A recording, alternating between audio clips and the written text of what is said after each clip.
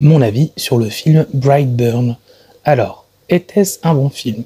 Oui, c'était un film plutôt sympa. Côté positif, on a tout le côté version alternative de Clark Kent, futur Superman, qui est vraiment une bonne idée. On reprend les bases de la mythologie d'un personnage hyper connu à travers le monde pour en faire une version un peu plus dark. Et ça marche.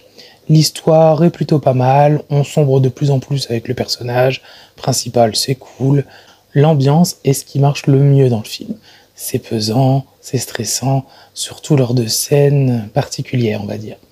Et c'est même assez gore, avec des exécutions très originales. La réalisation est sympathique, quelques bonnes idées parfois, une jolie photographie, un très bon design, c'est pas mal.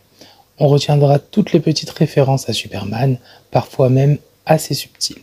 Les acteurs font du bon boulot, surtout Elizabeth Banks, qu'on n'a pas l'habitude de voir dans ce genre de film et dans ce genre de rôle, mais on a surtout Jackson Hayden, qui est assez surprenant. Bon, petit spoil, la fin nous donne l'impression d'une suite avec des versions alternatives d'Aquaman et de Wonder Woman, qui semblent tout aussi sombres, et ça donne envie. Côté négatif, on se retrouve devant un film horreur, épouvante, ultra classique. Tous les codes du genre sont présents. Le déroulement se fait comme dans tous ces films du genre.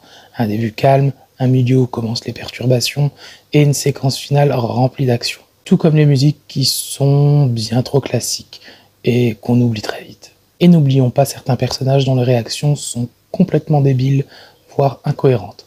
En même temps, il fallait bien des morts dans le film. On notera également quelques effets spéciaux un peu brouillons, qui gâchent un peu certaines scènes.